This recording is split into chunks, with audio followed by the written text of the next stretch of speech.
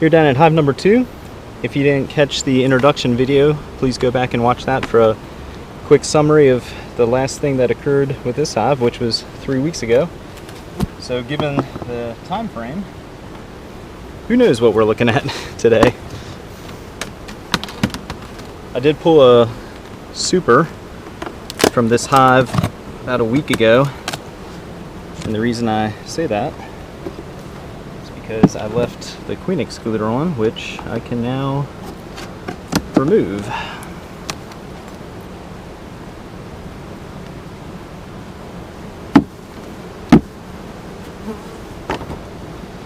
Alright, let's get into them and see how they're looking.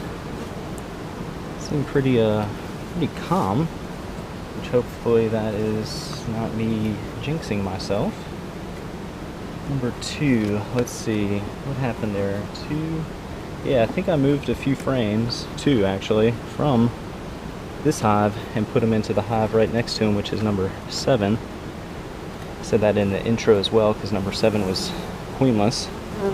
Ooh, saw that right out the gate. We got a queen cell in here.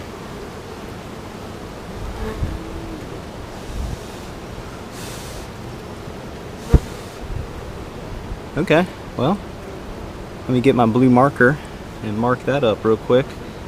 And that is not necessarily a bad thing, because if I have a colony that needs a queen cell, I have one that is about to be capped in the next few days. Queen cell. That away.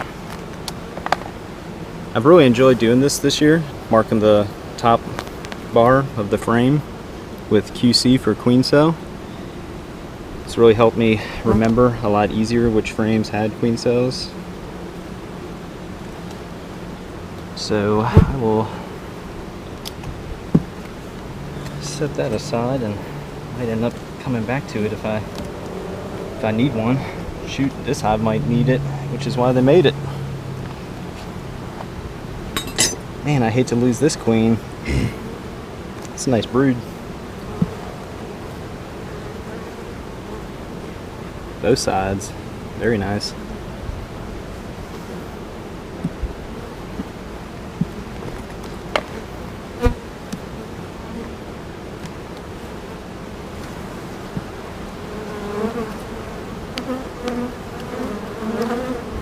There's another queen cell right there.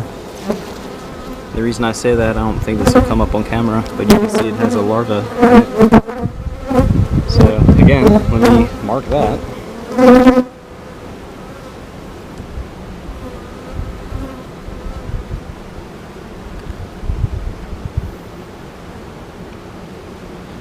Which is kind of funny, because looking at the top, it's the same spot they had a previous queen cell.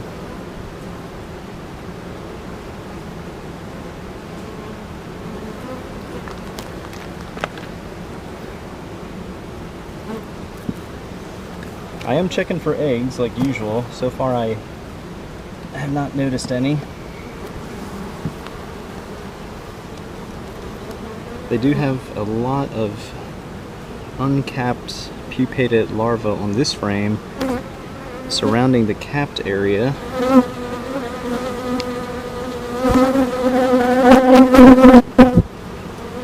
that looks like another one.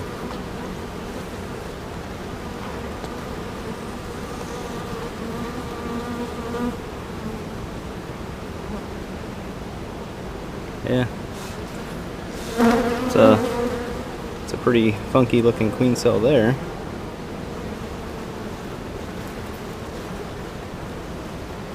A lot of pupated larvae on that side.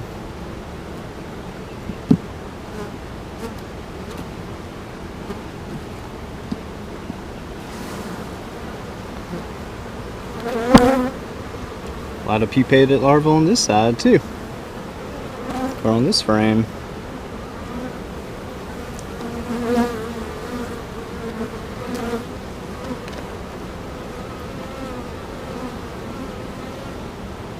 Same on this side.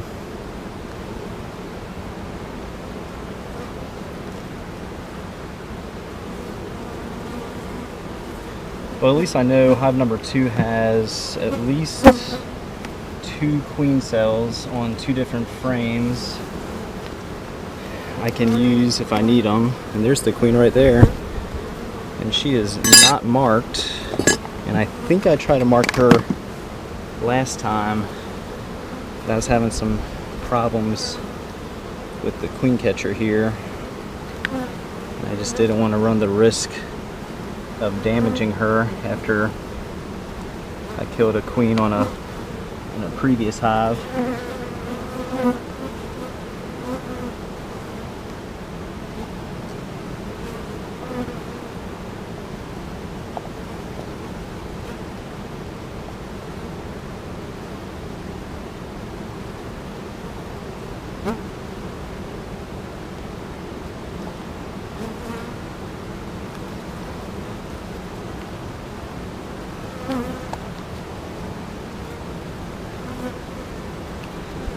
Do I have her? Yes, I do. And the reason I'm hesitant about using this sometimes is because of stuff like that. I just squished those 2 bees. All right, let me get her marked up. 2 frames to go.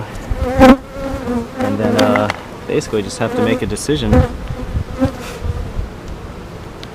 whether or not I want to, if I have a need to move those 2 frames that have the queen cells on them into another hive.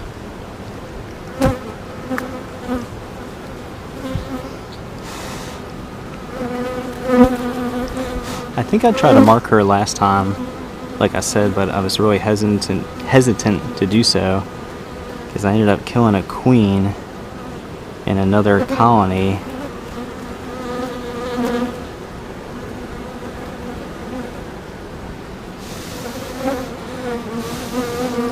Not the best job, but I guess it'll do. Alright, let's look at the last 2 frames real quick.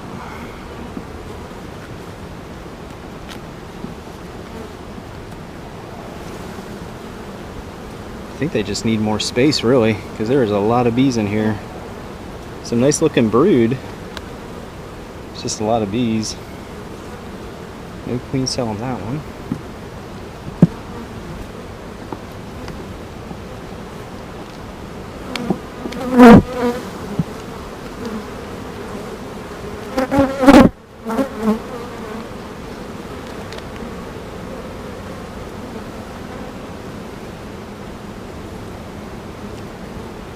Wow, I wish this would come up on camera, but I don't think it will. If you can see, let me try and hold this right. If you can see into that queen cup, you can see 1 egg in there. So, just so I don't have to sit here and manage multiple queen cells. I do need to go back and mark the 1 frame, which I think is this one here in the center, that had that real weird looking queen cell hanging off the bottom. Yeah.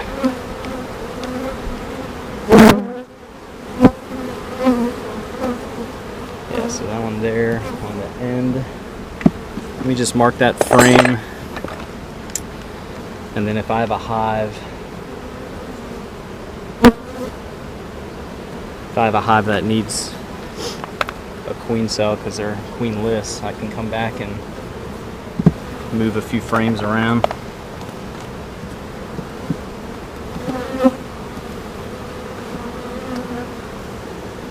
All right, let's get her released.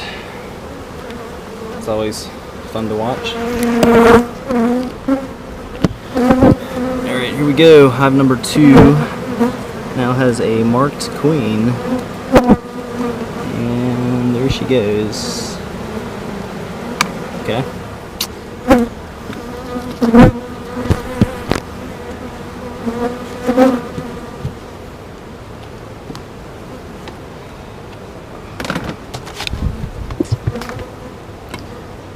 Alright, there you have it, folks. About 10 minutes, give or take.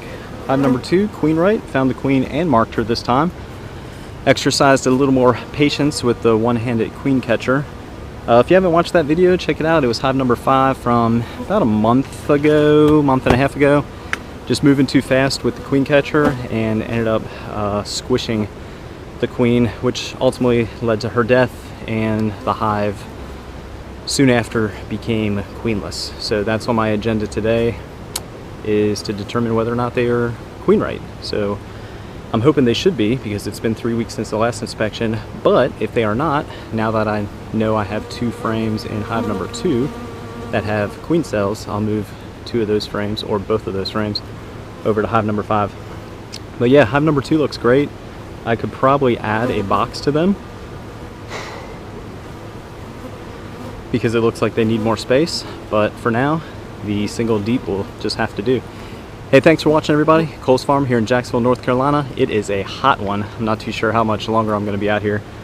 But yeah, if you haven't subscribed, please do so. And if you're looking for local honey, check us out on Instagram and Facebook and Google Maps. If you hit the book now or the appointment button, it'll take you to our Square website. From there, you can make an appointment. Just pick a day and a time that works for you.